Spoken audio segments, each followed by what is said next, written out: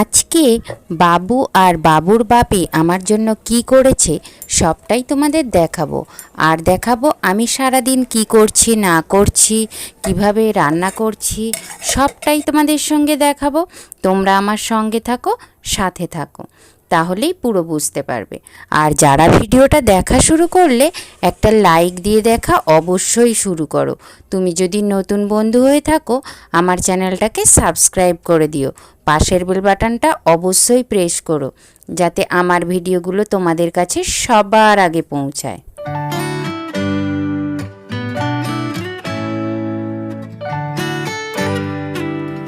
নমস্কার বন্ধু, এইচএসএস ব্লগের নতুন একটা ভিডিওয় তোমাদের সবাইকে জানাই স্বাগত। তো আজকের ভিডিওটা আমি এখান থেকে শুরু করছি। আর আজকের ভিডিওটা দেখো আমি মেশিনে বসে বসেই শুরু করে দিচ্ছি।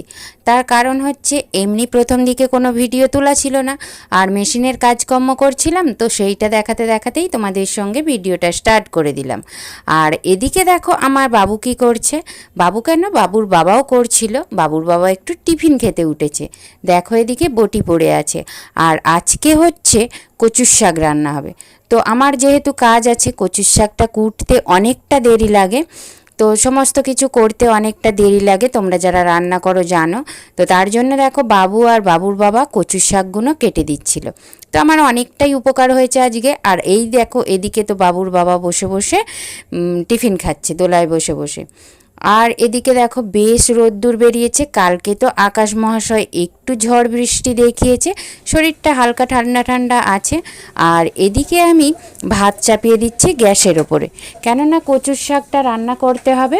আর কচুর শাকটা উনানে করব, আর করছিও। তো এদিকে কচুর শাকটা বসিয়ে দিয়েছি, আর ওদিকে বসিয়ে দিয়েছি ভাত। ভাতটা আমি গ্যাসে করছি, গ্যাসে সাধারণত ভাত করি না। তো আজকে যেহেতু কচুর শাকটা অনেকক্ষণ টাইম লাগবে, তাই ওটা উনানে করছি, আর বসিয়ে দিয়েছি গ্যাসে ভাত। আর কচুর শাকটা সিদ্ধ করে নিচ্ছি। আর এটা তো ভাপ দিতে অনেকক্ষণ টাইম লাগে, তোমরা জানো। আর বন্ধুরা যারা দেখা শুরু করেছো তাদের জন্য অসংখ্য ধন্যবাদ। আর এইভাবে আমার পাশে থাকো, সাথে থাকো, আর পুরো ভিডিওটা দেখতে থাকো। আর ভাতের মধ্যে দেখো একটু উচ্ছে আলু সিদ্ধ দিয়ে দিচ্ছি, যেটাকে তোমরা ভর্তা বলে থাকো। আমি এটাকে সোজা সাপটায় ভাতেই বলে থাকি। তা উচ্ছে আলু ভাতে হবে, তার জন্য ভাতটা তো ফুটে এসছে, তাই ভাতের মধ্যে দিয়ে দিয়েছি। আর এদিকে রান্নাবান্না করতে থাকছি। মেয়েদের আর কী কাজ বলো, মেয়েরা সারা দিন সংসারের এই সব কাজই করতে থাকে। ও মা, রান্না করতে এসে দেখি হলুদের কৌটোটা ফাঁকা হয়ে গেছে। তো আরও একটা প্যাকেট কেটে হলুদটা ঢেলে নিলাম। আমার তো হলুদের কৌটোটা ছোট, তাই ওই একটা একটা প্যাকেটই ঢালি। তো যাই হোক এদিকে করে নিলাম। আর আজকে না ছোট ছোট মাছ নিয়ে এসছে। আমার বাবু তো চিংড়ি মাছ খায় না, তো তার জন্যই ওর বাবা এই মাছটা নিয়ে এসেছে। তো এই মাছটা নিতে গিয়ে আমাদেরও একটু ছোট ছোট পিসওয়ালা মাছ হয়ে গেছে। তো যাই হোক মাছগুলো এখন ভেজে নিচ্ছি, আর তারপরে মাছের ঝাল করে নেব। আর এদিকে দেখো কচুর শাকটাও হয়ে গেছে। ওদিকে অত কিছু করতে করতে কচুর শাকটাও রান্না হয়ে গেছে উনানে। আর এখানে মাছের ঝালটা বসিয়ে দিচ্ছি, সামান্য একটু পেঁয়াজ ভেজে লঙ্কা হলুদ দিয়ে আর মাছের ঝালটা করে নিচ্ছি, অন্য কিছু করছি না। কারণ আজকে একটু অল্প কটা পান্তা ভাত ছিল, যেটা আমরা তিনজনে গরম ভাতের সঙ্গে একটু মিক্সড করে খেয়ে নিয়েছি। মানে সামনে একটু আগে অল্প পান্তা ভাত খেয়ে নিয়েছি, কালকের ভাতটা ছিল, তো ওইটা মাছের ঝাল দিয়ে খেয়ে নিয়েছি। আর কচুর শাক হয়েছে, আর উচ্ছে আলু ভাতে হয়েছে। আজকে আর বেশি কিছু করিনি, কেননা কচুর শাকটাই রান্না করতে কতক্ষণ টাইম গেছে। আর মাছের ঝালটাও আমার হয়ে গেছে। এইবারে স্নান পর্ব সেরে সমস্ত কাজকর্ম গুছিয়ে দেখো আমি মাথা টাথা একটু পরিষ্কার করে নিচ্ছি, সিঁদুর পরে নিচ্ছি, নিয়ে চলে যাব খাওয়া দাওয়ার ওইখানে। কেননা স্নান করে আমার না, অনেকে আছে স্নান করে সিঁদুর টিঁদুর পরে না, তো আমি স্নান করে একটু সিঁদুর টিঁদুর না পরলে আর নিজেকে নিজে খারাপ লাগে। তো দেখো চুলটা বেঁধে নিয়েছি, যেহেতু খেতে বসবো। আর চুলটা খেলিয়ে রাখলাম না, খাওয়া দাওয়ার পরে চুলটা খেলিয়েছিলাম, যেহেতু গরমকাল তো আর ভালো লাগছে না। তো যাই হোক বন্ধুরা, গরমে কেমন আছো বলো, আর কাদের ওখানে কালকে বৃষ্টি ঝড় বৃষ্টি হয়েছে অবশ্যই কমেন্টের মাধ্যমে জানিও। আমাদের এখানে কালকে অল্প ঝড় বৃষ্টি হয়েছে, কিন্তু আবার আজকে গরম গরম এসে গেছে। সকালের দিকটা একটু ঠান্ডা ঠান্ডা ছিল, কিন্তু রোদ ওঠার পরে আবার গরম এসে গেছে। চলে এসেছি ভাত পাতে, ভাত খেতে। তো অল্প একটু ভাত বেড়ে নিচ্ছি, আর ওদিকে ওরা খেতে বসে গেছে বাবা ছেলে। আর পাতে নিয়ে নিচ্ছি একটু কচুর শাক আর একটু উচ্ছে আলু ভাতে মাখা আর মাছের ঝাল। তো এইটাই তো আজকের মেনু, প্রথমেই বললাম। তো তোমরা আমার সাথে থাকো, পাশে থাকো। আর ওদিকে ওরা খেতে বসে গেছে। বন্ধুরা, সামান্য এই ভিডিওটা তোমাদের কেমন লেগেছে অবশ্যই তোমরা জানাবে কমেন্টের মাধ্যমে।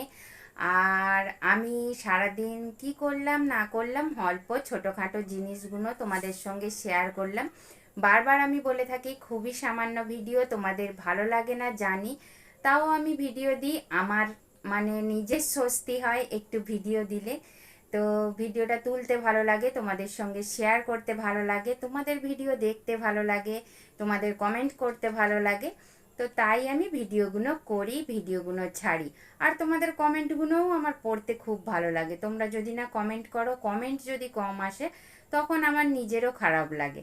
কেননা তোমাদের বিভিন্ন রকম কমেন্ট, বিভিন্ন কথা আমার খুব ভালো লাগে। তো যাই হোক, আজকের ভিডিওটা কেমন লেগেছে তোমরা অবশ্যই জানাবে। আর আজকের ভিডিওটা আর বেশি বড় করছি না, বেশি বড় ভিডিও হলে তোমাদেরও দেখতে অসুবিধে, স্বাভাবিক। আমিও জানি আমারও বড় ভিডিও দেখতে একটু অসুবিধা হয়, কেননা সবার ভিডিও তো দেখতে হয়, তো তার জন্যই। তো যাই হোক, তোমরা যারা ভিডিওটা দেখলে অসংখ্য ধন্যবাদ। আর যারা এখনও লাইক দাওনি, প্লিজ একটা লাইক দিয়ে দাও। আর যারা যারা আমায় কমেন্ট করো তারা অবশ্যই লাইক দাও, আমি জানি।